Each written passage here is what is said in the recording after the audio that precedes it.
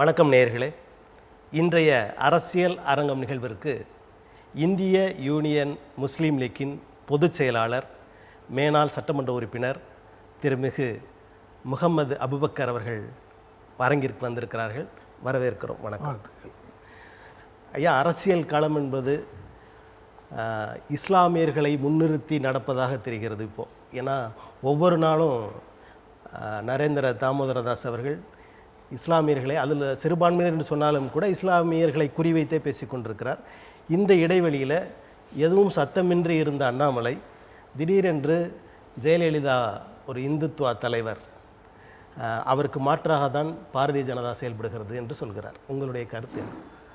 அதாவது பாரதிய ஜனதா கட்சி நாட்டை 10 வருஷமாக ஆட்சி பண்ணியிருக்காங்க. அந்த 10 வருஷத்தில் அவங்க என்னென்ன மக்களுக்கு நன்மை செய்திருக்கிறாங்க, எத்தனை பேருக்கு வேலை வாய்ப்பு கொடுத்துருக்குறாங்க, பொருளாதாரத்தில் என்ன மேம்பட்டுருக்காங்கிறத பற்றி பிரதமர் வாயை திறக்க மாட்டிருக்கார். அவர் என்ன நினைக்கிறாருன்னு சொன்னால், அந்த ஹிந்துத்துவா பாலிட்டிக்ஸ் இருக்கா இல்லையா, டிவைட் அண்ட் ரூல் பாலிசி, அதாவது ஆங்கிலேயர்கள் டிவைட் அண்ட் ரூல் பாலிசிங்கிறது எப்படி பண்ணாங்களோ அதே மாதிரி இந்தியாவை சேர்ந்த ஒருவர் இன்றைக்கி ஆட்சி செய்யக்கூடியவர் மக்களை பிரித்து பயன்பெறன்னு நினைக்கிறார்.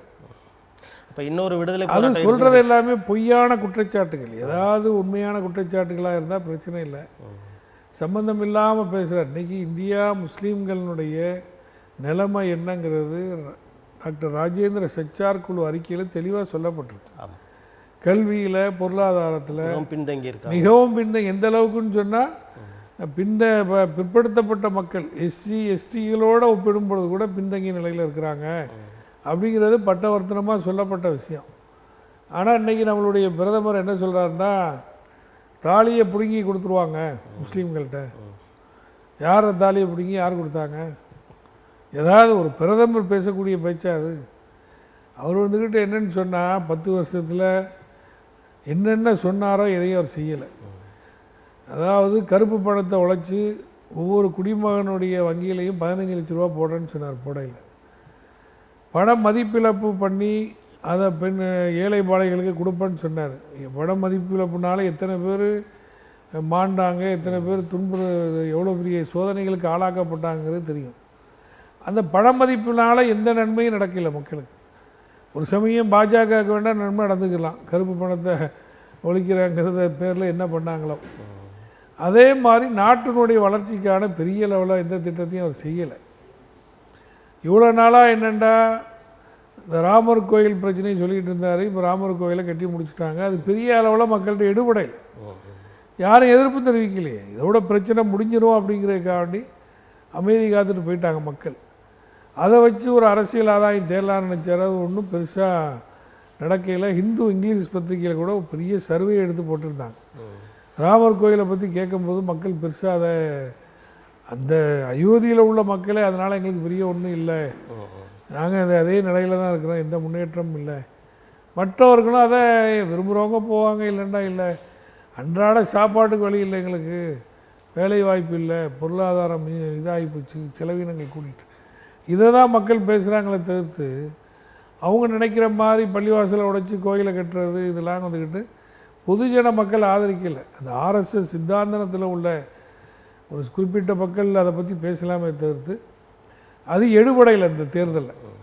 அதே மாதிரி இந்த இந்தியா கூட்டணி அதை வந்துக்கிட்டு சீரழிச்சிடலான்னு நினச்சாங்க. ஆனால் அது ஒரு நல்ல எடுப்பாக போச்சு. அது அவர் எதிர்பார்த்த மாதிரி நடக்கலை. அதனால் பொழுதன்னைக்கு என்ன பேசுகிறார், ஹிந்து முஸ்லீமு, இந்தியா பாகிஸ்தானு, இதுதான் அவருடைய பிரச்சாரமாகவே இருந்துக்கிட்டு இருக்குது. அவருடைய தோல்வி பயத்தில் இதெல்லாம் உளர்றாருங்கிறது தான் நம்மளுடைய பேச்சு. அதுக்கிடையில் இப்போ அண்ணாமலை வந்துக்கிட்டு புதுசாக இங்கே கதை பேசுகிறாருன்னு சொன்னால், இங்கே திமுகவும் அதிமுகவும் இருக்கிற வரைக்கும் 3வது கட்சிகளுக்கு அங்கே வேலை இல்லை. இந்த 2 கட்சிகளையும் சார்ந்து தான் அரசியல் பண்ண முடியும். இந்த 2 கட்சிகளுக்கு தான் அந்த பேசிக் இருக்குது. இந்த வார்டு கமிட்டி வரைக்கும் உள்ள பேஸ் இருக்கிறது இந்த 2 கட்சி தான். இந்த 2 அணிகள் தான் ஏதாவது ஒரு அணி மாறி மாறி வரும் அப்படிங்கிறது யதார்த்தமான உண்மை. 3வது அணி அது மாற்று அரசியல்லாம் போய் யாரும் வெற்றி காணலையே. காங்கிரஸ் தலைமையில் ஒரு அணி வந்துச்சு, அதுக்கப்புறம் பாமக தலைமையில் வந்துச்சு, அதுக்கப்புறம் உங்களுக்கு மற்ற இப்போ நடிகர் இந்த விஜயகாந்த் 2 அணிகளுக்கும் அடுத்த 3வது அணிக்குமான அந்த வாக்கு வித்தியாசம் ரொம்ப தூரத்தில் இருக்குது. ரொம்ப தூரத்தில் இருக்குது. இதுலேருந்து என்ன தெரியும்னு சொன்னால் அந்த பேஸ் உள்ள கட்சி வார்டு வரைக்கும் உள்ள அமைப்பு தமிழ்நாடு முழுவதும் இருக்கக்கூடிய அமைப்புங்கிறது இந்த 2 கட்சிகள் தான். அதனால தான் அந்த அம்மையார் ஜெயலலிதா இறந்ததுக்கப்புறம் அதை வச்சு அதிமுகவை சீரழித்து பிஜேபி அங்கே வந்து உட்கார்ந்துடலாங்கிற 2வது இடத்துக்காக வந்துடலாங்கிறதுக்காண்டி எல்லா குழப்பங்களையும் பண்ணி கட்சியை பிளவுபடுத்தி அந்த அதிமுகவுக்கே சம்மந்தம் இல்லாத ஆடிட்டர் குருமூர்த்தி போன்றவர்களை வச்சு சமாதானம் பண்ண வச்சு மிரட்டி 4 வருஷம் ஆட்சியை பண்ண வச்சு எல்லாத்தையும் குழப்பம் பண்ணிட்டாங்க. இப்போ அதனால் இப்போ என்னன்னு சொன்னால் ஜெயலலிதா அம்மையாரை திட்டினவங்க எம்ஜிஆரை திட்டினவங்கலாம் அவரை புகழ்ந்து பேசி நம்ம பிரதமரே பிரச்சாரம் பண்ணார். ஏன்னா இவங்களுடைய கொள்கையை சொல்லி இங்கே வேறு ஒன்ற முடியாதுங்கிறது தெரியும். அதனால் அடுத்தவன்ட கடன் வாங்கி சொந்த காரியத்தை முடித்த மாதிரி அடுத்த 2 பிரதான திமுகவை பற்றி அவங்க பேச முடியாது. அதிமுகவில் உள்ள தலைவர்களை பற்றி பேசி இந்த மாதிரி ஒரு இந்துத்துவா கருத்துக்களை சொல்ல வைக்கிறார். இந்துத்துவாவை சேர்ந்தவர்னு சொல்கிறதுங்கிறது அது இந்துத்துவாவாக இருந்துன்னு சொன்னால் ஜெயலலிதா அம்மையார் எப்படி பெரியார் நாமம் வாழ்க அண்ணா நாமம் வாழ்கன்னு சொல்லுவாங்க. அவங்க கொடியை எப்படி போடுவாங்க? அதிமுகவினுடைய கொடியில் அண்ணாட படம் எப்படி இருக்கும்? அண்ணா ஒன்றே குலம் ஒருவனே இதுவான் யாதும் முறை யாவரும் கேள்வியெல்லாம் சொன்னார். இந்துக்களுக்கான நாடுன்னு நான் தான் சொல்லையில், எம்ஜிஆர் சொல்லையில், ஜெயலலிதா சொல்லையில், எல்லாருக்குமான நாடு, எல்லாருக்கும் பொதுவானதாக தான் திராவிட இயக்கத்தினுடைய தலைவர்கள் இருந்திருக்கிறாங்க. அதனால் அண்ணாமலைங்கிறது அவருடைய சீட்டை உறுதிப்படுத்தணும். அதுக்கு இந்த மாதிரி ஏதாவது வடநாட்டில் உள்ள பாஜக தலைவர்கள் பேசுகிற மாதிரி பேசினா தான் அவர் இங்கே வந்து அரசியல் நடத்த முடியும். அது மாதிரி சொல்லியிருப்பாரை தவிர்த்து அதெல்லாம் மக்கள் ஏற்றுக்கொள்ளக்கூடிய கருத்து. இப்போ வெள்ளையர்கள் பிரித்தாளும் சூழ்ச்சியை பயன்படுத்தி இந்தியாவை ஆண்டு கொண்டிருந்தார்கள் அப்படின்னு சொன்னீங்க. எல்லோருக்கும் தெரிந்த ஒன்று தான். அதையே நரேந்திர தாமோதரதாஸ் அவர்களும் பாரதிய ஜனதாவும் பின்பற்றுகிறது. இந்த நிலையில் அப்போது மகாத்மா காந்தியடிகளும் முகமது அலி ஜின்னா போன்றவர்களும் விடுதலைக்காக போராடினார்கள். அந்த மாதிரியான போராட்டம் இங்கே வரும் என்று எண்ணுகிறீர்களா? அதே பிரித்தாளும் சூழ்ச்சி நடந்து கொண்டிருக்கிறது. அதாவது அடுத்த சுதந்திர போர்னு சொல்கிறாங்களா இல்லையா? இப்போ பிஜேபிங்கிறது சர்வாதிகாரத்தை நோக்கி போயிட்டுருக்கு. அதாவது ஒரு பொதுவான அமைப்புன்னு சில அமைப்புகள் இருக்குது. அரசியல் காரணங்கள் அரசியல் வேறுபாடுகள் இருந்தாலும் கூட பொதுவான சில விஷயங்களில் எல்லாரும் ஒன்றுபடுவாங்க. ஏன்னா நீதிமன்றத்தினுடைய தீர்ப்புங்கிறது நீதிபதிகள்ங்கிறவங்க பொதுவானவங்க. 1-2 பேர் சில விஷயங்கள் சொன்னாலும் கூட பொதுவாக அங்கே நீதி கிடைக்கும். எலெக்ஷன் கமிஷன் ஆஃப் இந்தியாங்கிறது பொதுவானது. அதில் நம்மளுடைய ஒரு பொதுவான நடைமுறைகள் பின்பற்றப்படும். மக்களினுடைய இறுதி நம்பிக்கையாக அது இருந்துச்சு. ஆனால் இதெல்லாம் இப்போ தவிர்த்துட்டாங்க. இப்போ என்னென்னு சொன்னால் எலெக்ஷன் கமிஷன் ஆஃப் இந்தியானுடைய கமிஷனர்ஸ் எப்படி நியமிக்கணுங்கிற ஒரு முறையை மாற்றிட்டாங்க. நீதிபதி ஒருவர் இருக்கணுங்கிறத மாற்றி ஆளுங்கட்சியை சேர்ந்தவங்க 2 பேர் எதிர்கட்சி தலைவர் அப்படின்னு கொண்டு வந்ததுனால என்ன ஆகும்? ஆளக்கூடியவங்க என்ன நினைக்கிறாங்களோ அதுதான் நடக்கும். அவசரமாக தேர்தலுக்கு முன்னாடி சட்டத்தை கொண்டு வந்து மாற்றி எல்லாம் பண்ணிட்டாங்க. இப்போ இவ்வளோ தூரம் பேசுகிறாரு பிரதமர், அவரை சார்ந்த கட்சிக்காரங்க பேசுகிறாங்க, நடவடிக்கை எடுங்கன்னு எதிர்கட்சி தலைவர்கள்லாம் போய் பேசுகிறாங்கன்னா எலெக்ஷன் கமிஷன் ஆஃப் இந்தியா எந்த நடவடிக்கையும் எடுக்கலை. சேஷன் இருந்த காலத்தில் அதுக்கு முறை இருந்த எலெக்ஷன் கமிஷனர்ஸ் இந்த காலத்தில் இந்த மாதிரி வன்மமான பேச்சு துவேஷங்கள் பேசினாங்கன்னா அவங்க பிரச்சாரம் செய்ய முடியாத அளவுக்கு தடை பண்ணியிருக்கிறாங்க. இப்போ எதுவுமே செவடங்காதில் ஒன்று சங்கு மாதிரி எலெக்ஷன் கமிஷன் ஆஃப் இந்தியா எந்த நடவடிக்கையும் எடுக்கலையே. நீதிமன்றங்கள்லையும் நம்மளுக்கு தீர்ப்பு கிடைக்குமாங்கன்றது அது ஒன்றும் நீதிபதிகள்லாம் இன்றைக்கி எப்படி இருக்கிறாங்க? நீதிபதியாக இருந்து பிரிவு உபச்சாரம் பண்ணும்போது நீ கல்கத்தாவில் அவர் என்ன சொல்கிறார்? நான் ஆர்எஸ்எஸ்னால் வளர்க்கப்பட்டவன் கல்கட்டாவில். ஆமாம். ஏன்னா அப்படின்ட்டு சொன்னாங்கண்டா மக்கள்கிட்ட எப்படி ஒரு நாயை அங்கே போய் எதிர்பார்க்க முடியும்? ஏன்னா ஒரு தவறான முன்னுதாரணத்தை இவங்க பண்ணிட்டாங்க. பிஜேபி ஆட்சியில் ரிட்டையர்மெண்ட் ஆகி மறுநாள் என்ன பண்ணுறாங்க? அவங்கள ராஜ்யசபா எம்பி ஆக்கிடுறாங்க, கவர்னர் ஆக்கிடுறாங்க. ஒரு 2 நாள் 3 நாள்லேயே நடக்குது. அவங்க வந்துக்கிட்டு பிரச்சாரமே ஒருத்தர் பண்ணதாக குற்றச்சாட்டுலாம் இருந்துச்சு. அவர்கள் அப்போ பொறுப்பில் இருக்கும்போது அந்த பிஜேபி ஆர்எஸ்எஸ் சிந்தனையோடு தானே எல்லா திருப்பி இருக்கிறாங்க. அவங்க அப்படிப்பட்டவங்களுக்கு தான் நாங்கள் பதவி கொடுப்போங்கிற அளவுக்கு பிஜேபி போயிட்டாங்க. வேறு யாருக்கும் இங்கே நம்ம தமிழ்நாட்டை நம்மளுடைய ஆளுநருடைய நிலைமை என்ன? திருவள்ளூருடைய சிலையில் காவியை பூசுகிறாரு, திருவள்ளுவருங்கிறது எல்லாரும் ஏற்றுக்கொள்ளக்கூடிய ஒருவர். 2 பிறந்தநாள் கொண்டாடுறாரு. 2 பிறந்தநாள் கொண்டாடுறாரு. முழுமையாக கவர்னர் ஆர்.என். ரவிங்கிறவர் ஆர்எஸ்எஸ் ரவியாக இருக்கிறார். முற்றிலுமாக தமிழ்நாடு அரசாங்கத்தினுடைய எல்லா திட்டங்களுக்கும் முட்டுக்கட்டை போடுறார். ஒரு பேரலல் கவர்மெண்ட்டை நடத்துன்னு நினைக்கிறார். இத்தனை நாள் டெல்லிக்கு போயிட்டு வர்றாரு. தமிழ்நாட்டுக்கு வேண்டி அவர் என்ன செய்திருக்கார்? தமிழ்நாட்டினுடைய உரிமைக்காக வேண்டி என்றைக்கா குரல் கொடுத்துருக்காரா? மழை வெள்ளம் பாதிக்கப்பட்டு இன்னை வரைக்கும் நிதி கொடுக்கல. ஒரு நாள் இந்த ஆள் போய் ரெப்ரசன்ட் பண்ணியிருப்பாரா? எதுவுமே செய்யலையே. இந்த ஆட்சியாளர்களை, அதாவது பாஜக ஆளாத மாநிலங்களில் ஆர்எஸ்எஸ் சித்தாந்தத்தில் உள்ள ஆளுநர்களை நியமித்து என்னென்ன தொல்லை கொடுக்க முடியுமோ அனைத்து தொல்லையும் கொடுத்துட்ருக்குறாங்க. ஒன்றிய பாஜகவினுடைய கேவலமான அரசியல் இது. அதுக்காக நம்ம சொல்கிறோம் என்னென்னா, கான்ஸ்டியூஷன் ஆஃப் இந்தியா அதை திருத்த போகிறாங்க. அரசியல் சாசனத்தை எல்லோருக்குமான ஒரு சட்டத்தை மாற்றணும்னு நினைக்கிறாங்க.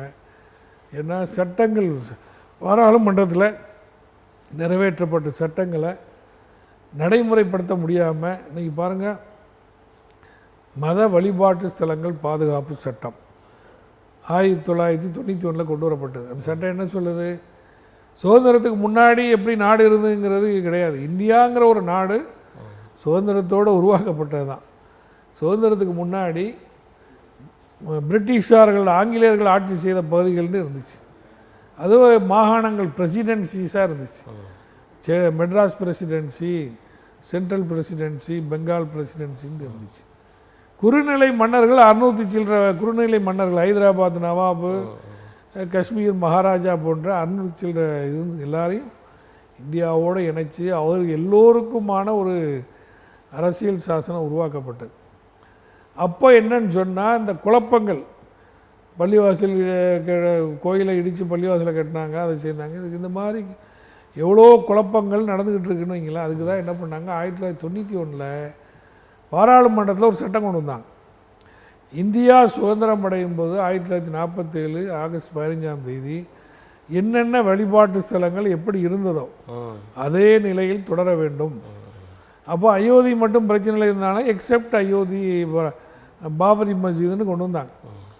இப்போ அந்த சட்டம் அப்படி இருக்குது. இன்றைக்கும் இருக்கிறதுக்குனே என்னாச்சு, இப்போ வாரணாசியில் கியான்வாபி மாஸ்கில் பூஜை பண்ணுறதுக்கு அனுமதிச்சிட்டாங்க. இப்போ பல இடங்களில் இந்த குழப்பங்களை அன்னைக்கு சட்டங்கள் பாராளுமன்றத்தில் நிறைவேற்றப்பட்ட சட்டங்களையும் மதிக்காத ஒரு ஆட்சி தான் இன்றைய ஆட்சி. இப்போ அதனால தான் இப்படியே போயிட்டு இருந்தேன்னு சொன்னால் எல்லோரும் அமைதியாக இருக்க மாட்டாங்க. இவங்க பெரிய மெஜாரிட்டியில் இவங்க கவர்மெண்ட் ரன் பண்ணல.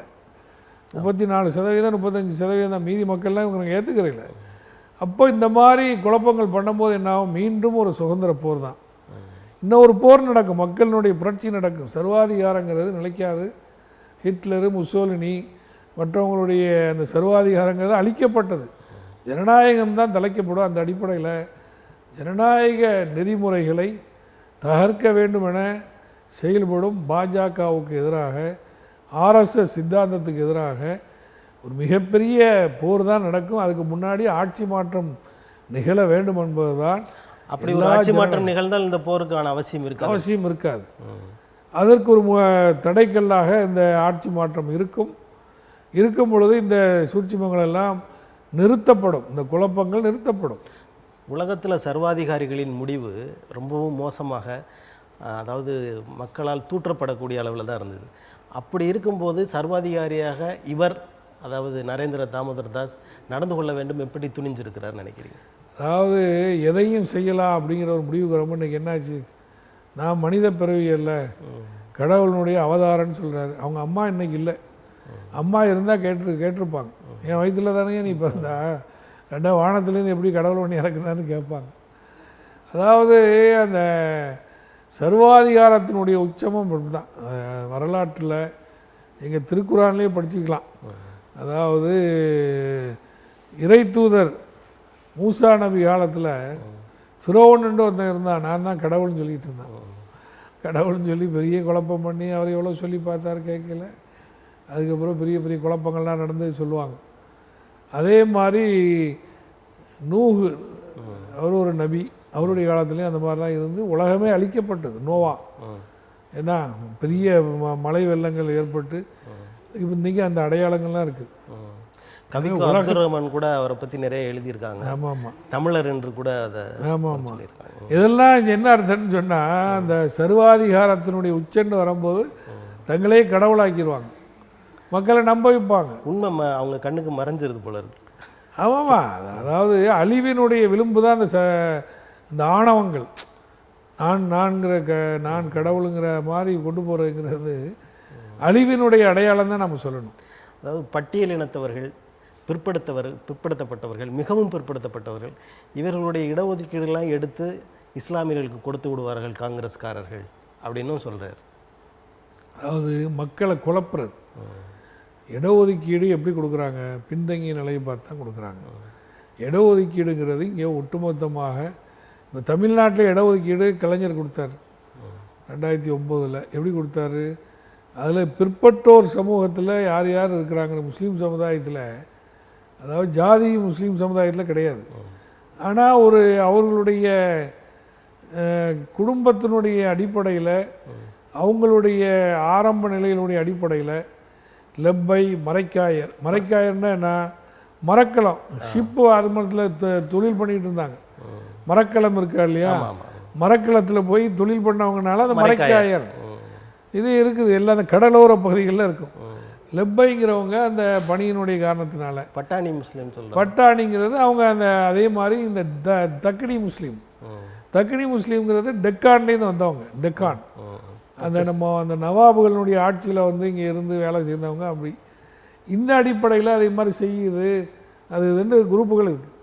இதில் உள்ளவங்க எல்லாரும் உயர்வு தாழ்வு இல்லை, எல்லாரும் சம்மந்தம் பண்ணிக்கிறாங்க. கொடுக்கல் வாங்கல் எல்லாம் ஒரே பள்ளியில் தான் தொழுகிறாங்க.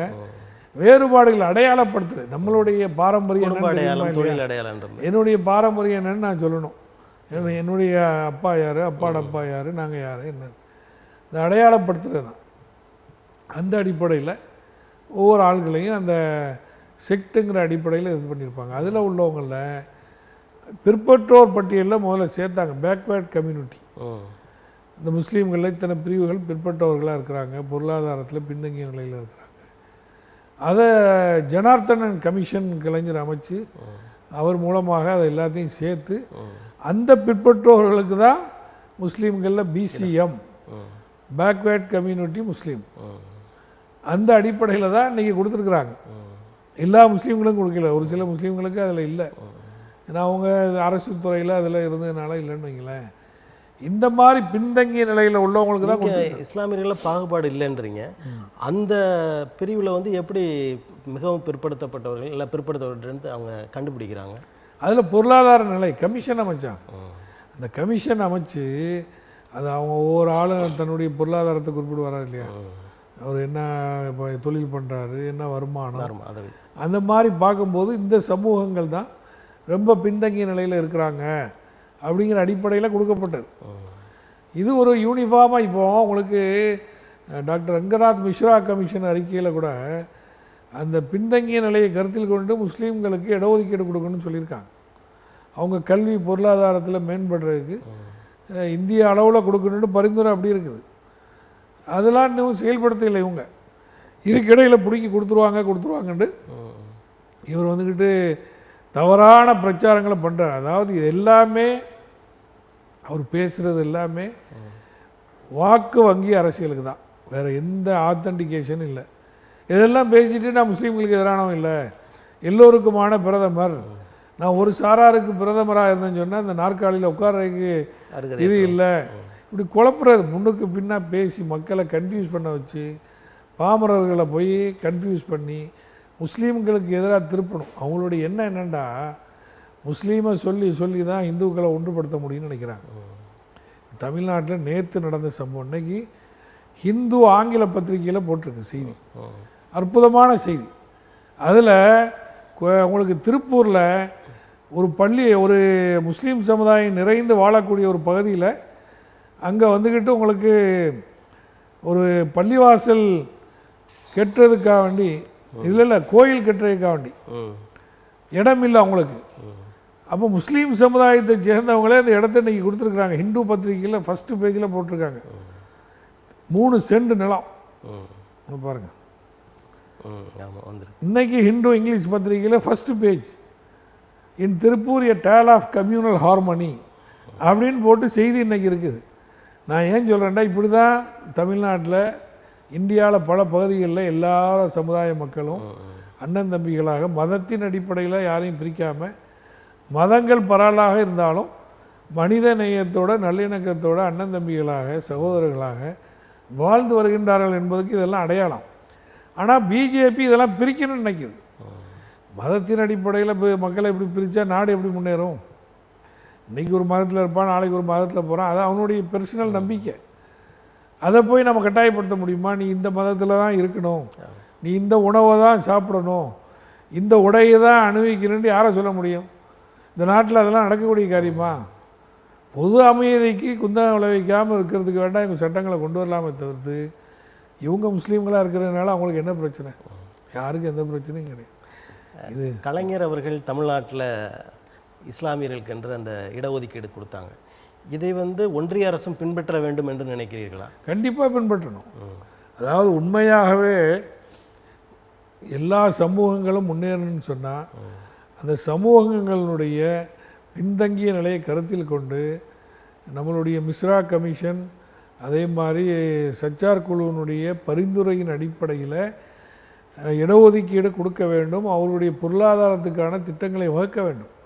கல்வி மற்றதில் பின்தங்கிய நிலையில் இருக்கிறாங்கிறது தெளிவாக தெரியுது. அதுக்காக வேண்டி தான் மௌலானா ஆசாத் ஃபவுண்டேஷன் வச்சு சிறுபான்மை சமுதாயத்தில் சேர்ந்தவங்களுக்கு ஸ்காலர்ஷிப் கொடுத்தாங்க. அதை இந்த ஆட்சி நிறுத்திட்டாங்க. உண்மையாகவே அதாவது எல்லா மக்களும் முன்னேறினா தான் நாடு முன்னேறினதான் அர்த்தம். ஒரு சமூகம் முன்னேறி இன்னொரு சமூகம் பின்னாடி இருந்ததுன்னு சொன்னால் நாடு எப்படி முன்னேறும்? ஒரு ஈக்குவலாக எல்லாருக்கும் சம அளவில் ஒரு முன்னேற்றம் இருந்தால் தான் ஒரு நாட்டினுடைய வளர்ச்சிக்கான அடையாளம். அந்த அடிப்படையில் பின்தங்கிய சமூகமாக முஸ்லீம்கள் இருக்கிறாங்கிறது பட்டவர்த்தனமாக நிரூபிக்கப்பட்ட விஷயம். அந்த அடிப்படையில் இந்த அறிக்கைகளினுடைய அடிப்படையில் இவங்களுக்கு இடஒதுக்கீடு வழங்கப்பட வேண்டும். அதே மாதிரி கல்வியில் பொருளாதாரத்தில் முன்னேறுவதற்கு உதவி செய்ய வேண்டும். அப்பொழுது தான் ஒரு ஆட்சி நீதமான ஆட்சியாக இருக்க முடியும். அதை இந்த ஆட்சியாளர்கள் செய்ய மாட்டிருக்காங்க. மக்களை பிரிக்கக்கூடியதிலேயே உங்களுடைய குறியாக இருக்கிறாங்களே தவிர எந்த நன்மையான காரியங்களும் இங்கே செய்யலை. இப்போ பாரதிய ஜனதா கட்சியை சேர்ந்த தலைவர்கள் என்ன சொல்கிறாங்கன்னா, அதாவது நரேந்திர தாமோதரதாஸ் அவர்கள் கூட்டங்களில் பேசுகிறார், 1/2 மணி நேரம் 1 மணி நேரம்லாம் பேசுகிறாரு. அவர் ஏதோ ஒரு சில மட்டும் இந்த மாதிரி சிறுபான்மையினருக்கு எதிராக இந்த மாதிரி பேசுகிறாரு.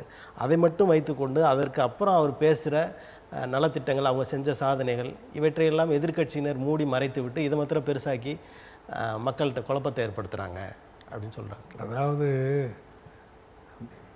இந்தியா சுதந்திரம் அடைஞ்சு 75 வருஷம் ஆயிட்டு. ஒரு முஸ்லீம் அமைச்சர் இல்லாத சென்ட்ரல் கவர்மெண்ட் இதுதான். முஸ்லீம் அமைச்சரே கிடையாது சார். இந்த நாட்டில் 20% மக்கள், 20-25 கோடி மக்கள் இருக்கிறாங்க இஸ்லாமியர்கள். அவங்க கம்யூனிட்டிலேருந்து ஒரு ஆளை அமைச்சராக்க முடியல. இவங்களால் இருந்தவங்களையும் நீக்கிட்டாங்க. இவங்க கட்சியிலேருந்து வேட்பாளர்களையும் நிறுத்துறதில்லை. 1-2 பேரும் எங்கனையா நிறுத்துறாங்கன்னு வைங்களேன். முஸ்லீம்கள்னு சொன்னால் அவ்வளோ வெறுப்பாக இருக்கிறாங்க இவங்க. இப்படி இருக்கும் பொழுது அவர் இந்த மாதிரிலாம் செயல்படும் போது கல்விக்கான ஸ்காலர்ஷிப்பை நிப்பாட்டிட்டாங்க. அதே மாதிரி ஹஜ்ஜு மானியத்தை நிப்பாட்டிட்டாங்க. ஹஜ்ஜுக்கு போகிறதுக்கு மானியம் கொடுத்துட்டு இருந்தாங்க. அது ஏன் கொடுத்தாங்கன்னு சொன்னால் ஆரம்பத்தில் எல்லோரும் கப்பலில் போனாங்க. இந்திரா காந்தியார் அம்மையார் காலத்தில் அந்த கப்பலை நிறுத்திட்டு ஃப்ளைட்டில் அனுப்புனாங்க. அப்போ அந்த அமௌண்ட்டு ரொம்ப பெரிய அமௌண்ட்டாக இருந்துச்சு, டிஃப்ரென்ஸ் ஆஃப் அமௌண்ட்.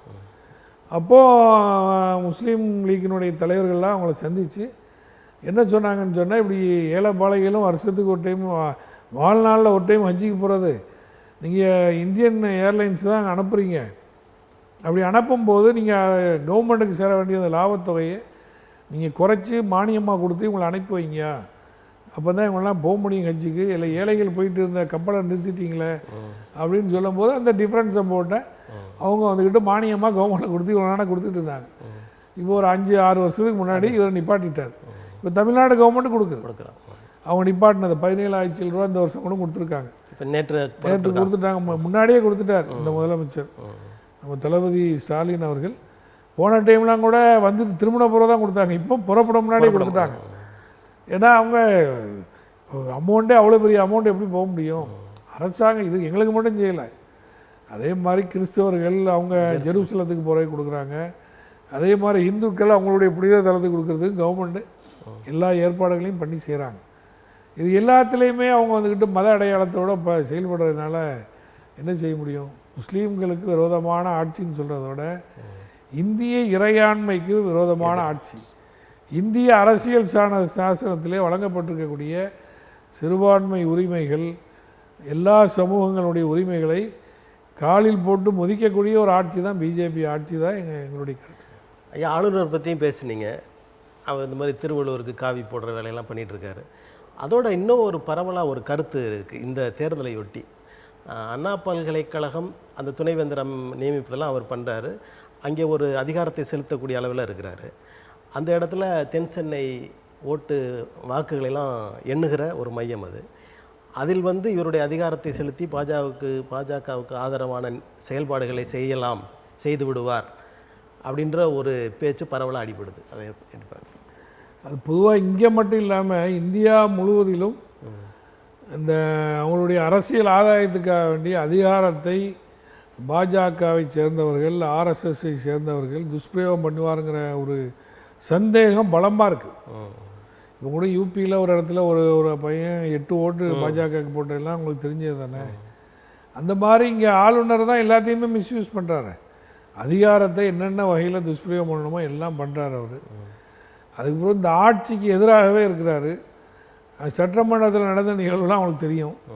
அவர் நம்ம இதுவரைக்கும் இருந்த நடைமுறையை மாற்றி அவர் புதுசாக ஒரு நடைமுறை கொண்டு வர்றோம். திமுக மற்ற எல்லா கட்சிகளும் அதை எதிர்த்து ஒரு கண்டன தீர்மானமே கொண்டு வரக்கூடிய தேசிய கீதம் பாடுங்கன்றாரு. இருந்தாலும் தமிழ்நாட்டை பொறுத்த வரைக்கும் அவங்க பெரிய அளவில் இந்த போலிங் மிஷின்ஸில் குழப்பம் பண்ணுற வாய்ப்பு இல்லை. ஏன்னா அந்த அடிப்படையாகவே இந்த எலெக்ஷன் ப்ராசஸ் எல்லாம் நல்லா தெரிஞ்சவங்க, திமுகவை சேர்ந்தவங்களும் சரி அதிமுகவை சேர்ந்தவங்களும் சரி. அதனால் அவங்க இஷ்டத்துக்கு யாரும் போய் எதுவும் பண்ணக்கூடிய அளவில் எதுவும் செய்ய முடியாது. ஏதாவது தெண்டிக்கலாம். அதெல்லாம் தேர்தலினுடைய முடிவு வரும்பொழுது தான் தெரியும், அந்த உண்மைகள்லாம் வெளியே தெரியும், என்னென்ன குழப்பங்கள் பண்ணாங்கிறது. பொறுத்திருந்து பார்ப்போம், நல்லது நடக்குன்னு நினைக்கிறேன். 1 கோடி வாக்குகள் அதிகமாக சொல்கிறாங்க தேர்தல் கமிஷன்ஸில். முதல்ல ஒரு கணக்கு சொல்கிறாங்க, அப்புறம் வேறு கணக்கு சொல்கிறாங்க. இந்த இடைப்பட்ட அந்த நாட்களில் ஏதோ பண்ணி பாரதிய ஜனதா கட்சிக்கான அவங்க வெற்றிக்கான வழிகளை செய்கிறார்கள். அதில் தென் சென்னை தொகுதியும் அடக்கம் அப்படின்ற பேச்சும் அடிபடுது. அதான் இது எல்லாமே தேர்தல் முடிவு இல்லை தான் தெரியும். இப்போ இவர் சொல்கிறாரா இல்லையா, உள்துறை அமைச்சர் அமித்ஷா என்ன சொல்கிறாருன்னா, இப்போ நாங்கள் தேர்தல் முடிவை பொறுத்து தான் எங்களுடைய ஃபார்முலா பி நடைமுறைப்படுத்துவோம். இந்த ஃபார்முலா பிங்கிறது என்னது, அது எல்லாம் தெரியுமா இல்லையா? தேர்தலினுடைய முடிவை வச்சு இவங்க என்னென்ன கபலீகரம் பண்ண போகிறாங்கிறது தெரியும். தென் சென்னையிலையும் ஏன்னா நீங்கள் சொல்கிறதுல என்ன ஒரு பெரிய டவுட்டுன்னா, ஒரு கவர்னராக இருந்தவங்க ராஜினாமா பண்ணிட்டு இங்கே நிற்கிறாங்க. ஏதாவது ஒரு சூட்சிமம் இருக்குமோங்கிற ஒரு சந்தேகம் பலமாக இருக்கின்றது. கட்சியின் சார்பில் ஏதாவது ஒரு உறுதிமொழியை கொடுத்து கூட உள்ளே கொண்டு வந்திருக்கலாம். அவங்க நிறுத்துகிறவங்க எல்லாமே கடுமையான பின்பலம் உள்ளவங்கள தான் நிறுத்திக்கிறாங்க. நான் வாக்கு சதவீதத்தை கூட்டணுங்கிறதுக்காண்டி பெரிய கட்சிகளை சேர்க்காம சிறிய சிறிய கட்சிகள், அந்த ஜாதி கட்சிகள் இருக்கா இல்லையா, இப்போ சரத்குமாரை கூப்பிட்டு வந்து அங்கே விருதுநகர் ஏரியாவில் ஒரு ராதிகாவை நிப்பாட்டிருக்காங்க. இந்த நாடார் முடிச்சிட்டாங்க, அந்த கட்சியை முடிச்சுட்டாங்க. அவர் என்னத்தை சொல்லி மிரட்டினாங்களோ யாருக்கு தெரியும், யாரை என்ன மிரட்டி. இவங்க என்ன சொல்கிறாங்கண்டா, இது வரைக்கும் நீங்கள் பாருங்களேன், பாஜகவில் அவங்க சொல்கிறதா கேட்கணும், கேட்கலையா எல்லா டிபார்ட்மெண்ட்டையும் அனுப்பி என்னென்ன பண்ணணுமோ எல்லாத்தையும் பண்ணிடுவாங்க. அது சர்வசாதாரணமாக தெரியுது. இன்றைக்கி பாஜகவில் போய் சேர்ந்தவங்க பலருடைய சூழ்நிலை கைதி மாதிரி போய் சேர்ந்துருக்காங்க. பல பேர் என்கிட்டயே பேசியிருக்காங்க. வேறு என்ன செய்கிறது, என்ன முடக்கிடுவாங்க அப்படிங்கிற அளவுக்கு தான் அவங்களுடைய பயத்தினால் போய் சேர்ந்தவங்க. இன்றைக்கி அப்படிப்பட்டவங்களில் தான் 25% பாஜக கேண்டிடேட்டாக உள்ளவங்க எல்லாமே இந்த மாதிரி மிரட்டி அடிபணிந்து பாஜகவில் சேர்ந்தவங்கள தான் கேண்டிடேட்டாக அறிவிச்சிருக்காங்க. இங்கேயும் அந்த மாதிரி எடுத்துக்கிட்டிங்கன்னா எல்லாம் பிரபலியமான ஆட்கள். இப்போ எங்கள் தொகுதி ராமநாதபுரத்தில் எங்கள் வேட்பாளர் நவாஸ்கனி எதிர்த்து ஓபிஎஸ் நின்றார்.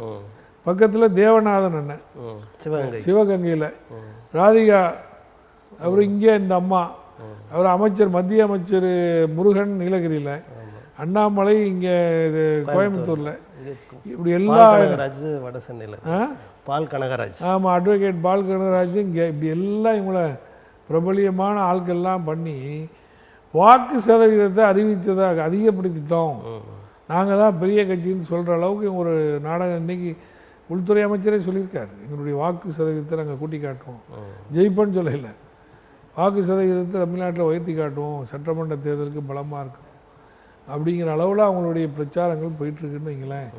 அதனால் தேர்தல் முடிவு வரும்போது இந்த மாதிரி குழப்பங்கள் என்னென்ன பண்ணாங்கிறது கண்டிப்பாக வெளியே தெரியும். அதுக்கு பிறகு தான் இந்த தேர்தல் முடிவுகள் பல படிப்பினைகளை சொல்லக்கூடியதாக இருக்குன்னு நான் நம்புகிறேன். ஆர்எஸ்எஸ் அமைப்பு நரேந்திர தாமோதரதாஸை ஆட்டுவிக்கிறது, அமித்ஷாவும் நரேந்திர தாமோதரதாஸை ஆட்டுவிக்கிறார் என்று சொல்கிறார்கள். இதை எப்படி பார்க்கிறீர்கள்? அதாவது இதெல்லாம் பேஸு ஆர்எஸ்எஸ் தான். இந்த கொள்கை சித்தாந்தம் ஆர்எஸ்எஸ்காரங்க இப்போ இத்தனை வருஷத்துக்கு இடையில் படிப்படியாக என்னென்ன செய்யணும்னு நினச்சாங்களோ அதை ஒன்று ஒன்றா செய்கிறதுக்கு தான் இந்த பொது சிவில் சட்டம் அது இது அப்படின்னு வர்றாங்க. அவங்க நினைக்கிற மாதிரி அதை சாதிக்க முடியுமாங்கிறது முடியாது. மக்களினுடைய மனநிலை இல்லையே, எல்லாரும் ஆர்எஸ்எஸ் சித்தாந்தத்தை ஏற்றுக்கிறவங்களாம் இல்லையே. அதுபோக ஒரு நாடுன்னு வரும்போது ஒரு இனத்தை புறக்கணிச்சிட்டு ஒரு இனத்தை உங்களை துவேஷமாக நினச்சிட்டு ஒரே நாடு ஒரே மொழி ஒரே மதம் அப்படிங்கிற மாதிரி இந்தியாவை பொறுத்த வரைக்கும் அப்படி வாய்ப்பு இல்லை. ஏன்னா இது பல சமூகங்கள் உள்ள நாடு. கிட்டத்தட்ட இந்த ஆண்ட்ரோபொலிட்டிக்கல் சர்வே ஆஃப் இந்தியாங்கிறது இந்தியாவினுடைய அமைப்பு, மானுடவியல் பற்றி சொல்கிறது. அதில் என்ன சொல்கிறாங்கன்னா, இந்தியாவில் கிட்டத்தட்ட 4698 சமூகங்கள் வாழ்கிறோம். இவ்வளோ சமூகங்களையும் நீங்கள் எப்படி ஒன்றாக்குவா? இன்றைக்கி நீங்கள் பொது சிவில் சட்டம்னு கொண்டு வந்துக்கிறீங்களே உத்தராகண்ட்லேயும் அங்கே அஸ்ஸாம்லேயும், அதில் ஏன் நீங்கள் பழங்குடியினருக்கு விதிவிலக்கு கொடுத்தீங்க? எல்லோருக்குமான ஒரு சட்டம்னு சொல்லிட்டு எஸ்டிகளுக்கு விதிவிலக்குன்னு சொல்கிறீங்க, லிவிங் டுகெதருக்கு அங்கீகாரம் கொடுக்குறீங்க, கல்யாணம் பண்ணாமல் வாழ்கிறத அங்கீகாரம் கொடுக்குறீங்க. எல்லா மக்களையும் எப்படி ஏற்றுக்குருவாங்க? அதாவது இதெல்லாம் சொல்லி ஒரு ஏமாற்ற அரசியல் ஆதாயம் பண்ணலான்னு நினைக்கிறாங்க. ஏன்னா அதனால் அதெல்லாம் அவங்க நினைக்க மாதிரி ஒன்றும் செய்ய முடியாது சார். சில புரட்சி தான் வரும். சில இஸ்லாமியர்களிடமும் சில இஸ்லாமியர்கள் அதிகமாக இருக்கிற இடங்களிலும் பேசும்போது என்ன சொல்கிறாங்க, முத்தலாக்கு மூலம் நாங்கள் முஸ்லீம் சகோதரிகளுக்கு பெரிய நன்மையை செய்திருக்கிறோம் அப்படின்னு சொல்கிறாங்க. அதில் உள்ள உண்மை என்ன? அதாவது அது வடநாட்டில் நல்லா பிரச்சாரம் பண்ணுறாங்க. நம்ம கேட்குறது முதல்ல அதிகமான விவாகரத்து எந்த சமூகத்தில் நடக்குது? நீங்கள் டேட்டா கொடுங்க. முஸ்லீம்கள்லையா கிறிஸ்துவர்கள்லையா இந்துக்கள்லையான்னு கொடுங்க. இது ஃபஸ்ட்டு கேள்வி. ரெண்டாவது, முத்தலாக் தடை சட்டம் நீங்கள் கொண்டு வந்துட்டீங்களே, இப்போ நீங்கள் நினைக்கிற மாதிரி எல்லாரும் இஷ்டத்துக்கு தலாக்கெல்லாம் பண்ணிட்டு போக முடியாது. அதுக்குன்னு ஒரு நடைமுறை இருக்கின்றது. ஜமாத்தில் சொல்லணும், குடும்பத்தார்கள்ட்ட பேச்சுவார்த்தை நடத்தணும். அதெல்லாம் முடியல அப்படின்னு சொன்னால் தான் மறுவாழ்க்கை. விதவையாகவே இருந்து என்ன ஆகுது? விதவை திருமணத்துக்கு முன்னுரிமை கொடுக்கறது இஸ்லாமிய மார்க்கம்தான். ஆண்களும் பெண்களும் சொத்துரிமை கொடுக்கறது இஸ்லாமிய மார்க்கம்தான். அதாவது முத்தலாக்குன்னு சொல்கிறீங்களே, இப்போ பெண்ணு ஆண் வேணான்னு சொல்கிற மாதிரி பெண்ணும் ஆணை வேணான்னு சொல்லலாம். குலாங்கிற ஒரு அமைப்பு இருக்குது. அதை பற்றி அவர் பேச மாட்டேங்கிறாரே. அதாவது ஆண் சொல்லிடுறான்னு சொல்கிறீங்களே, இப்போ சரி ஆணை சேர்த்து வைக்கணுன்னா நீங்கள் என்ன செய்யணும்? சேர்த்துல பேசணும். நீங்கள் என்ன செய்கிறீங்க? முத்தலாக்கு சொன்னவொடனே ஜெயிலில் போட்டுறீங்க. ஜெயிலில் போட்டால் அந்த பொம்பளை எப்படி வாழும்? உங்களுடைய சட்டத்திலேயே முரண்பாடு இருக்குது. உண்மையாகவே அந்த கணவனும் மனைவியும் சேர்ந்து வாழணும்னு சொன்னால் என்ன செய்யணும்? அவனை ஜெயிலில் போட்டால் அவன் குடும்பம் எப்படி வாழும்? அதுக்கு வேறு நடைமுறைகளை நீங்கள் சொல்லணும். அதாவது ஒரு தோற்றம், அதாவது அவங்க இந்த முத்தலாக்கனாக தான் கேட்டேன். முத்தலாக்கை வச்சுலாம் ஓட்டு ஒன்றும் போகலைங்க. இது எல்லா இஸ்லாமியர்களும் புரிந்து கொள்வாரா நீங்கள் சொல்கிற விஷயத்தை? எல்லாத்துக்கும் தெரியும். இதில் அதாவது இது நம்ம திருமணங்கிறது மற்ற சமூகங்கள் எப்படின்னு நம்ம முழுமையாக சொல்ல முடியாது. இஸ்லாமிய சமுதாயத்தில் முறையாக பதிவு செய்யணும். 3 சாட்சிகள் இருக்கணும்.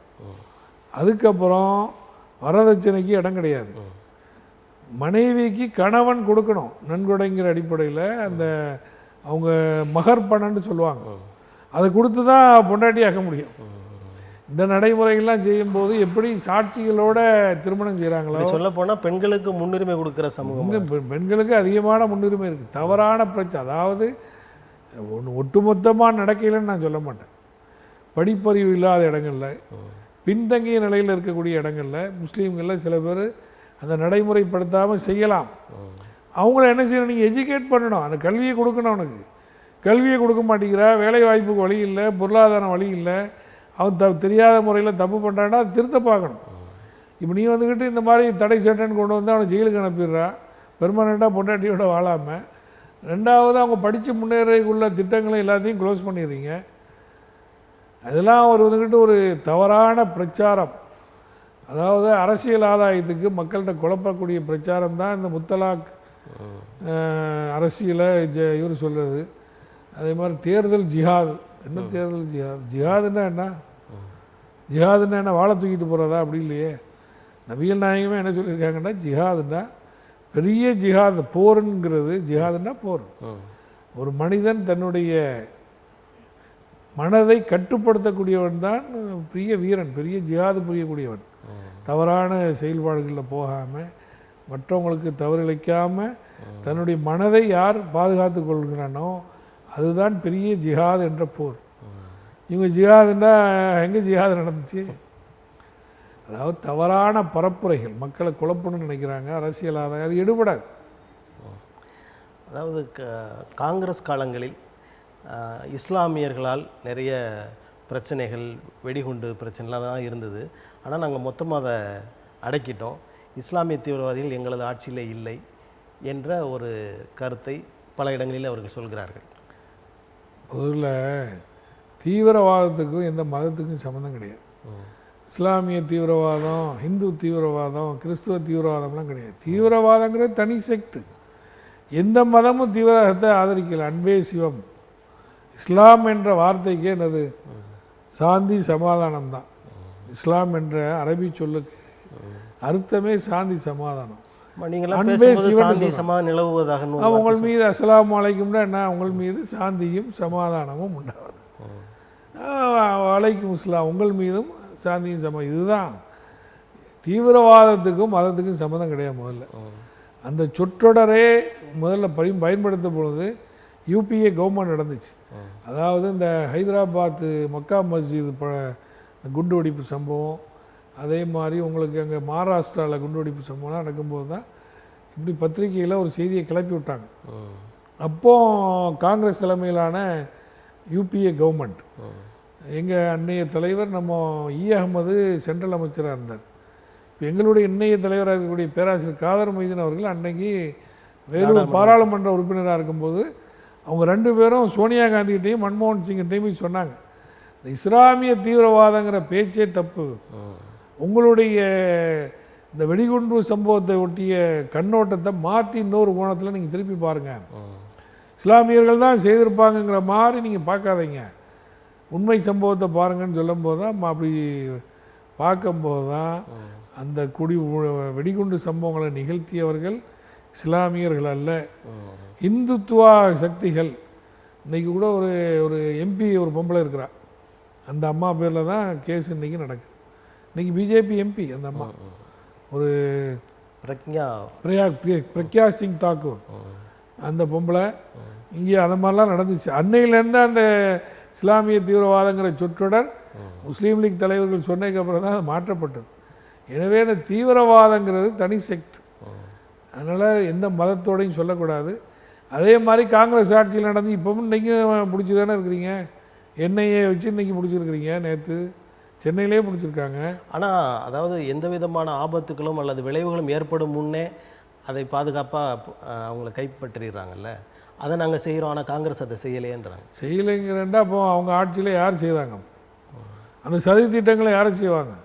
திருடங்கையில் சாவியை கொடுத்துருங்கன்னு சொல்லுவாங்களா இல்லையா? அந்த மாதிரி கதை தான் இது.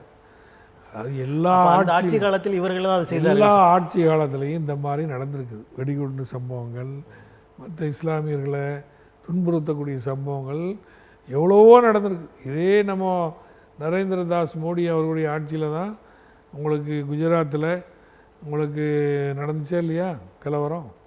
எவ்வளோ பெரிய கொடுமை. கர்ப்பிணி பெண்கள் சூறையாடப்பட்ட காலம், கொலை செய்யப்பட்டதெல்லாம் அவங்க அந்த நடந்தது தானே. ஆமாம், அவருக்கு ஐரோப்பிய நாடுகளும் அமெரிக்காவும் நம்ம போகக்கூடாதுன்ற விசாவையே பேன் பண்ணாங்க. அப்போ கூட அதை பற்றி இப்போ சமீபத்தில் ஒரு 5-6 வருஷத்துக்கு முன்னாடி கேட்கும்போது அவர் என்ன சொன்னார், அந்த கோத்ரா சம்பவத்தை பற்றி கேட்கும்போது என்ன சொன்னார், ஒரு காரில் போயிட்டுருக்குறோம், ஒரு நாய் இடையில போயிட்டா, நாய் குட்டி குத்தக்க பில்லான்னு சொன்னார். நாய் குட்டி இடையில போயிட்டா நம்ம என்ன செய்கிறது, அந்த மாதிரி தான் அந்த சம்பவத்தை எடுத்துக்கணும்னு சொன்னார் நாட்டினுடைய பிரதமர். அவ்வளோ பேர் பல்லாயிரக்கணக்கான முஸ்லீம்கள் கொலை செய்யப்பட்ட சம்பவத்தை அவர் சொன்னார்னா அவருடைய மனசில் எவ்வளோ அந்த வன்மம் இருக்கும். இதுதான் ஒரு வெறுப்பு அரசியல். அவருடைய இந்த நாடகம் இந்த தந்திரங்கள்லாம் ரொம்ப நாளைக்கு எடுபடாது சார். இப்போ நாட்டில் போதைப் பொருட்கள் அதிகரிப்பு அதை வந்து அடிக்கடி பிடிக்கிறாங்க. நேற்று கூட டெல்லியில் பிடிச்சிருக்காங்க. இப்படிப்பட்ட ஒரு சூழல் உருவாவதற்கு காரணம் என்னன்னு நினைக்கிறீங்க? இன்றைக்கி நாட்டினுடைய எல்லா ஷீப் போட்டும் உங்களுக்கு ஈவன் இன்க்ளூடிங் நம்ம தூத்துக்குடி போட்டு எல்லாம் அதானி போட்டு கடல் வழி போக்குவரத்து எல்லாம் அவங்க எல்லாம் அதானி போட்டாக்கிட்டாங்க. பிஜேபியினுடைய ஆட்களுக்கு கையில் கொடுத்துட்டாங்க. அதிகமான போதைப் பொருட்கள் கடத்தப்பட்டது குஜராத்தில் தான். அதுக்கப்புறம் அவங்க எந்த நடவடிக்கை எடுக்கல. இப்போ எல்லா இடங்கள்லையும் பரவலாகி போச்சு. ஈவன் இங்கேருந்து தான் ஸ்ரீலங்காக்கே போகிறதா கூட சொன்னாங்க. ஸ்ரீலங்கா நான் போயிருந்தேன்.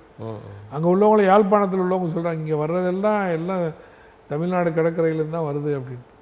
அந்தளவுக்கு இருக்கும்போது இதை கட்டுப்படுத்த வேண்டிய கடமை யாருக்கு இருக்குது? ஒன்றிய பாஜக அரசுக்கு தான் இருக்குது. இங்கே வந்துக்கிட்டு ஒரு ட்ராமா ஆடி திமுக மேலே பழிய போட பார்த்தாங்க. இப்போ திமுகவில் சம்மந்தமாக ஒரு சப் இன்ஸ்பெக்டரே இன்றைக்கி சஸ்பெண்ட் பண்ணியிருக்காங்களே, இன்னொரு ஆள் மேலே நோட்டீஸ் கொடுத்துருக்காங்க.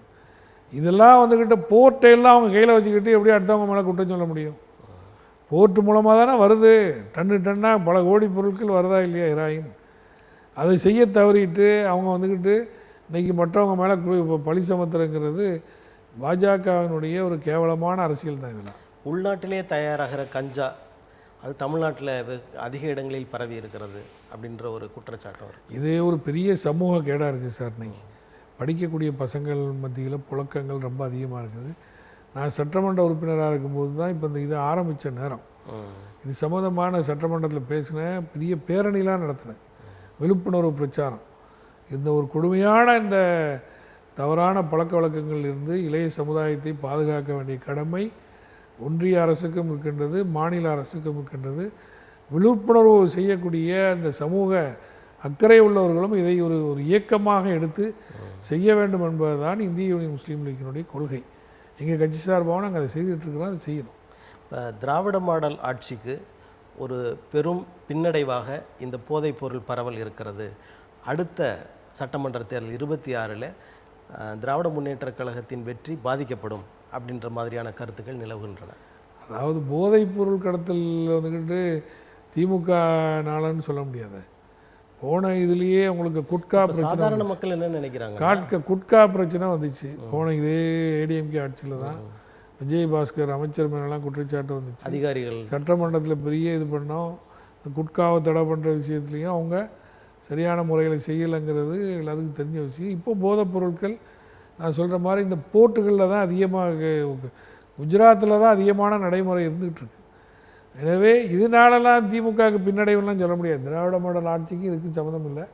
திராவிட மாடல் ஆட்சியில் எவ்வளோ நன்மையான காரியங்கள் கல்விக்காக வேண்டி, அதே மாதிரி சுகாதாரத்துக்காக வேண்டி மற்றும் உள்ள பல்வேறு விஷயங்களில் பெண்களினுடைய உரிமைக்காக வேண்டி பெண்களுக்கு இலவச பஸ் பயணம், அதே மாதிரி பெண்கள் உரிமை தொகை கலைஞர் நினைவாக கொடுக்கக்கூடிய விஷயங்கள், அதே மாதிரி கல்விக்காக வேண்டி ஸ்காலர்ஷிப் நல்லா படித்த பிள்ளைகள் நான் முதல்வர் திட்டம், இப்படி எவ்வளோ விஷயங்கள் செய்திருக்கிறாங்க.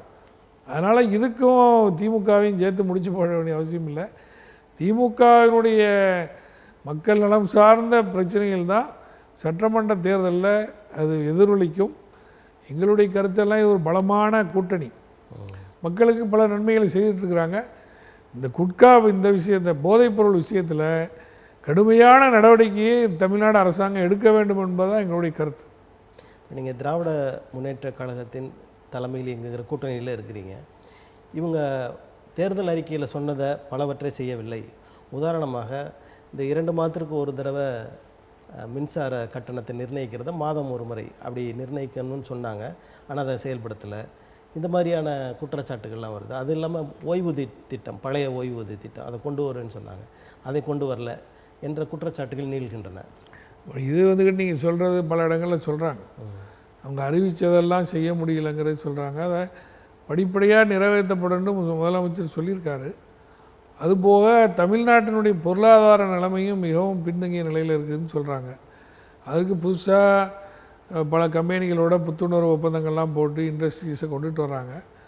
அந்த அடிப்படையில் ஒரு 3 வருஷத்தை இந்த ஆட்சி கடந்துட்டு இன்னும் இருக்கக்கூடிய இந்த 2 வருஷம் ஆட்சியில் என்னென்ன திட்டங்களை திமுகவினுடைய தேர்தல் அறிக்கையில் சொன்னார்களோ அதை முடிந்த அளவுக்கு முழுமையாக செய்ய வேண்டும், செய்வார்கள் என்று நாங்கள் கருதுகிறோம். அந்த நம்பிக்கை உங்களுக்கு இருக்குது? நம்பிக்கை இருக்குது, செய்வாங்கன்னு. ஒன்றிய அரசை பொறுத்த வரைக்கும் இப்போ இங்கே இருக்கிற திராவிட முன்னேற்ற கழகம் கூட பெட்ரோல் விலை ஏற்றிட்டாங்க, டீசல் விலை ஏற்றிட்டாங்க, எரிவாயு விலை ஏற்றிட்டாங்கன்னு சொல்லிட்டு அவர்கள் வந்து விலையேற்றம் செய்தார்கள் என்று சொல்கிறார். ஆனால் மின்சார கட்டணத்தை அதிகமாக ஏற்றியிருக்கிறார்கள் தமிழ்நாடு அரசினர் அப்படின்ற ஒரு குற்றச்சாட்டு. அதான் அது நீங்கள் சொல்கிற மாதிரி டேக்ஸு மற்றெல்லாம் கூட்டிக்கிறாங்க. இதில் என்ன பிரச்சனைண்டா, போன அதிமுக ஆட்சியில் மிகப்பெரிய கடனை வச்சுட்டு போயிட்டாங்க.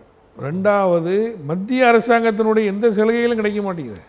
இப்போது மழை வெள்ளம் பாதிச்சு இப்போ எவ்வளோ கேட்டோம், கொடுக்குறேன்னு சொன்னவங்க கடைசி வரைக்கும் கொடுக்கலையா. இவரு சும்மா ஒரு சிறிய அமௌண்ட்டை கொடுக்குறாங்க.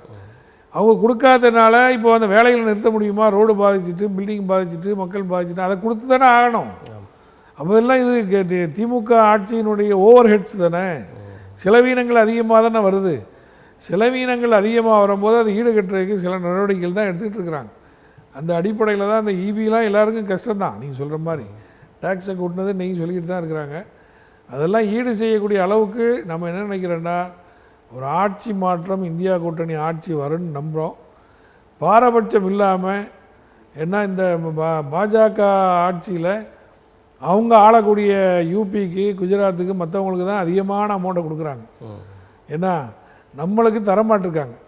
ஜிஎஸ்டியில் சொன்னாரா இல்லையா நம்ம உதயநிதி ஸ்டாலின், எத்தனை பிரதமர், 10 பைசா பிரதமரா, 29. ஆமாம்.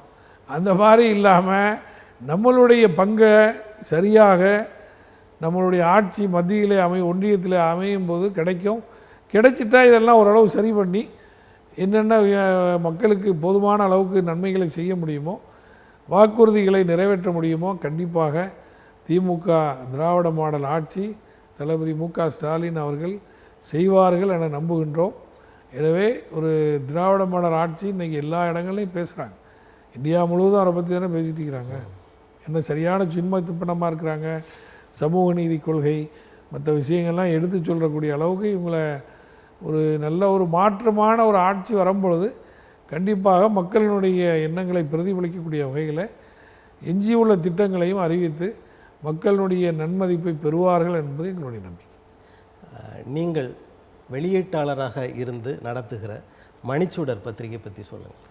மணிச்சுடர் நாளிதழ்ங்கிறது எங்கள் முஸ்லீம் சமுதாயத்துக்கு ஒரே நாளிதழ். அதுதான் அது எங்களுடைய மறைந்த தலைவர் சிராஜுல் மில்லத் அப்துல் சமத் அவங்க தான் துவங்கினாங்க 1986. இன்றைக்கி கிட்டத்தட்ட 40 வருஷம் ஆயிட்டு. அவர் காலத்துலேயும் அவருக்கு பிறகும் கிட்டத்தட்ட இன்றைக்கி 25 வருஷமாக நம்மளுடைய இன்றைய தலைவர் பேராசிரியர் காதர் மொய்தீன் அவர்கள் ஆசிரியராக இருக்கின்றார்கள். நான் வெளியீட்டாளராக இருக்கின்றேன். இந்த பத்திரிகையை வந்துக்கிட்டு தினப்பத்திரிகையினால் ஒரு பிரசவ வேதனை மாதிரி தான். ஏன்னா நம்மளுக்கு விளம்பரங்கள் அதிகமாக வருவதில்லை. அரசு விளம்பரங்கள், அரசாங்கத்தினுடைய விளம்பரங்களும் இப்போ நம்மளுக்கு இல்லை. கொடுக்கணும்னு நம்ம தொடர்ந்து சொல்லிகிட்டு இருக்கிறோம். அதற்கு அந்த பக்கங்களை அதிகமாக சொல்லியிருக்கிறாங்க. அதை இப்போ வரக்கூடிய காலங்களில் இந்த ஒரு 2 மாதங்களில் நம்ம மணிச்சுடர் பத்திரிகையை இப்போ 4 பக்கம்தான் வருது டெய்லி. அதை இப்போ 8 பக்கமாக மாற்றலான்னு திட்டமிட்டுருக்கிறோம். அதுபோக இது உலகம் முழுவதும் பேப்பராக படிக்கிறாங்க. பல லட்சம் மக்கள் படிக்கிறாங்க. எல்லா ஊர்களுக்கும் போது அரசாங்க அதிகாரிகள் படிக்கிறாங்க. மேலும் இதை மெருகூட்ட வேண்டும் என்பதற்காக வேண்டி நம்மளுடைய ஆசிரியராக இருக்கக்கூடிய முஸ்லீம் லீக் தலைவர் பேராசிரியர் காதர் மொய்தீன் அவர்கள் புதிய திட்டங்களை அறிவிச்சிருக்கிறாங்க. அதை நடைமுறைப்படுத்தக்கூடிய வகையில் இந்த தேர்தல் முடிவுகள் வந்த பிறகு அதை நாங்கள் ஒன்றன் பின் ஒன்றாக இதை விரிவுபடுத்தி பல லட்சம் சந்தாதாரர்களை உயர்த்தி பக்கங்களை அதிகப்படுத்தி பணிகளை ஆற்றலாம் என்ற இந்த திட்டத்தில் இருக்கிறோம். இது மக்கள் இதுவரைக்கும் ஒத்துழைப்பு தந்திருக்காங்க. 40 வருஷமாக தொடர்ந்து ஒத்துழைப்பு தருவார்கள் என்ற நம்பிக்கை இருக்கின்றது. ஏன்னா இதுதான் ஒரு ஆயுதம். உங்களுக்கு உண்மை சம்பவங்களை சொல்கிறதுக்கு ஒரு ஆயுதம். நம்ம பத்திரிக்கை ஆரம்பித்த காலத்துலேருந்தே சினிமா விளம்பரம், லாட்ரி விளம்பரம், கொலை கொள்ளை இந்த செய்திகள் போடுறதில்லை. ஒரு அறம் சார்ந்த ஒரு நாளிதழாக தொடர்ந்து நடத்துவதில் சிரமங்கள் இருந்தாலும் அதை நாங்கள் தொடர்ந்து நடத்த வேண்டும் என்ற உற்சாகத்தோடு இருந்து வருகின்றோம். தொடர்ந்து நடத்துவோம். நீங்கள் எத்தனை ஆண்டுகளாக அதில் வெளியீட்டாளராக செயல்படுகிறீர்கள்? நான் 2009லேருந்து இருக்கிறேன். 2009 தான் எங்கள் கட்சியினுடைய பொதுச் செயலாளர் ஆகினேன். அன்னையிலேருந்து நான் வெளியீட்டாளராக இருந்து கொண்டு 15 வருஷம் ஆயிட்டு. ஒரு காலத்தில் இப்போ சமூக நீதி பேசி கொண்டிருக்கிற அந்த பாமகவோடு நீங்களும் கூட்டணியில் இருந்தீர்கள். அந்த நேரத்தில் அவர்களுடைய செயல்பாடு எப்படி இருந்தது? இப்போது பாரதிய ஜனதா கட்சியோடு அவர்கள் கூட்டணி வைத்திருக்கிற நிலையில் அவர்களுடைய நிலைப்பாடு எப்படி என்று நினைக்கிறீர்கள்? அன்னைக்கு நாங்கள் கொஞ்ச நாள் 1991 பாமக தேர்தல் அரசியலுக்கு வந்தபோது முதல் கூட்டணி அமைத்தவர்களில் நாங்களும் இருந்தோம். அந்த ஒரு தேர்தலில் தான் அவங்களோட இருந்தோம். அன்னைக்கு அவங்களுடைய கொள்கைகளில் சமூக நீதி விஷயங்கள், அதுக்கப்புறம் எல்லா சமுதாய மக்களும் ஆட்சி பண்ணக்கூடிய அளவில் சுழற்சி முறையில் முதலமைச்சர்கள் அப்படின்னு எல்லாமோ கொள்கைகள் சொன்னாங்க. மற்ற எவ்வளோ விஷயங்களை சொன்னாங்க அன்னைக்கு. ஏன்னா இன்றைக்கி அவங்க பிஜேபியோடு சேர்ந்ததுக்கு உண்டான காரணங்களை அவங்களாலே சொல்ல முடியல. ஏன்னா எந்த நிர்பந்தத்தினால அவங்க போய் சேர்ந்தாங்கங்கிறது தெரியல. கடைசி வரைக்கும் அதிமுகவோட போவாங்கன்னு நினச்ச நேரத்தில் பிஜேபியோட போய் சேர்ந்துட்டாங்க. மக்கள் சமூக நீதி கொள்கையில் ஈடுபாடு கொண்டவர்கள், தந்தை பெரியாரை பற்றி பேசக்கூடியவர்கள், இப்படி இருக்கும் பொழுது பிஜேபியோட எப்படி சந்தர்ப்பவாத அரசியலுக்காக வேண்டி போய் சேர்ந்தார்கள் என்பது எல்லோரும் விமர்சிக்கக்கூடிய ஒரு விஷயமாக தான் இருந்துக்கிட்டு இருக்குது. இருந்தாலும் கூட அவர் அந்த மது விலக்கு கொள்கை மற்ற விஷயங்கள்லாம் பேசுகிறாரு. அது மக்கள் மத்தியில் நல்ல விஷயங்கள் தான். ஆனால் அவருடைய தேர்தல் முடிவு என்பது மக்கள், பொதுவான மக்கள், அந்த சமூக நீதி கொள்கையில் உள்ளவர்கள் இதை ஏற்றுக்கொள்ளக்கூடிய மனநிலையில் இல்லை என்பதுதான் உண்மை. நன்றி. உங்களது மதிப்புமிக்க நேரத்தை தமிழன் தொலைக்காட்சி தந்தமைக்கு நன்றி. வணக்கம். சந்தோஷம். நேயர்களே, அடுத்த அரசியல் அரங்கம் நிகழ்வில் வேறொரு ஆளுமையுடன் சந்திப்போம். நன்றி, வணக்கம்.